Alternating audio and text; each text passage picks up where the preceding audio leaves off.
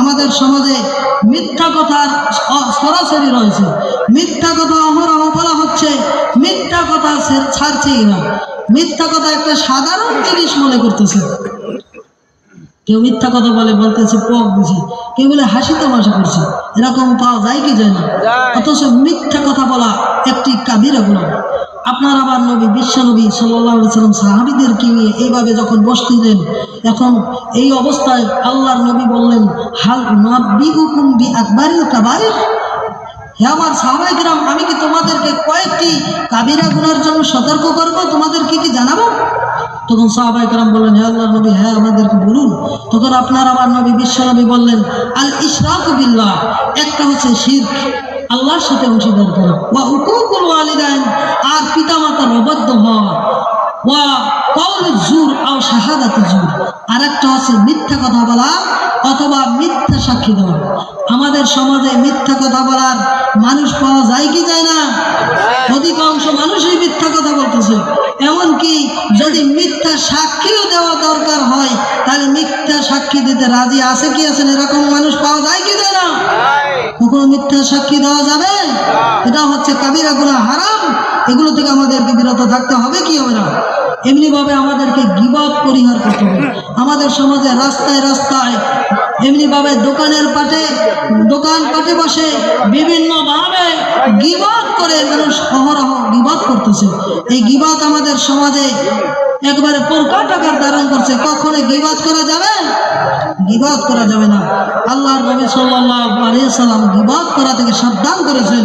কুরআন কারীম আল্লাহ সুবহানাহু ওয়া তাআলা বললেন, ওয়ালা ইয়াগতাব বা'দুকুম বা'দা, তোমরা একে অন্যের গীবত করিও না।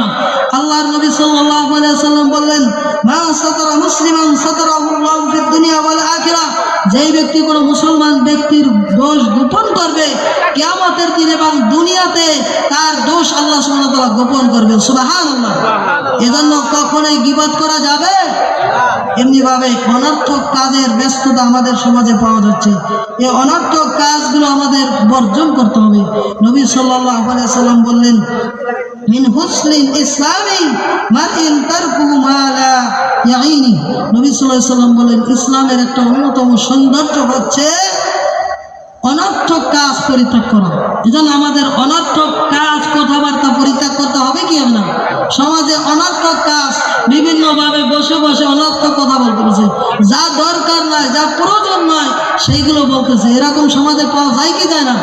এগুলো আমাদের বর্জন করতে হবে। এজন্য আপনার আমার নবী বিশ্বনবী বললেন, মান কানা ইউমিনু বিল্লাহি ওয়াল ইয়াউমিল আখির, যেই ব্যক্তি আল্লাহ সুবহানাহু ওয়া তাআলা এবং আল্লাহ সুবহানাহু ওয়া তাআলার প্রতি ঈমান রাখে এবং পরকালের প্রতি ঈমান রাখে, ফালিয়াকুল খায়রান, সেই ব্যক্তি যেন ভালো কথা বলে, আও লিয়াসমুত, আর যদি ভালো কথা বলে এবং সে যেন চুপ থাকে, অনর্থক কাজের মধ্যে অনর্থক কথার মধ্যে যেন সে লিপ্ত না হয়। অপর রিওয়ায়াতের বর্ণনা হয়েছে, কালিমাতু তাইয়্যিবাতু সাদাকা, ভালো কথা বলা হচ্ছে সাদাকার কাজ। ভালো কথা বলা কি? সাদাকার কাজ। একজন মুসলমান ভাইয়ের সাথে আর একজন মুসলমান ভাইয়ের সাথে হাসি মুখে কথা বললেন, আল্লাহ সুবহানাহু ওয়া তাআলা আপনার আমলনামায় সদকার সওয়াব লিখে দেবেন। সুবহানাল্লাহ। এজন্য কখনো রাগের সুরে, কখনো বিভিন্ন ভাবে ধমকের সুরে কোনো মুসলমানের সাথে কথা বলা যাবে না। যাবে?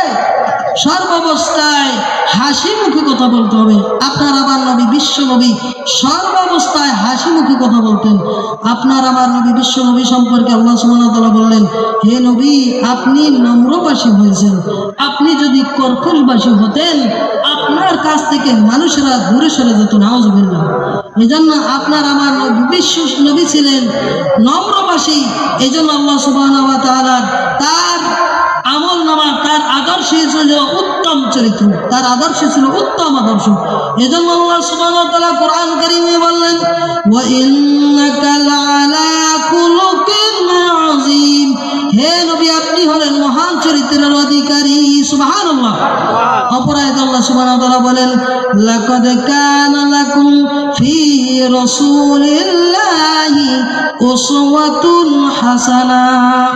আল্লাহ সুবহানাহু ওয়া তাআলা বলেন, তোমাদের জন্য রাসূল সাল্লাল্লাহু আলাইহি সাল্লামের মাঝেই রয়েছে উত্তম আদর্শ।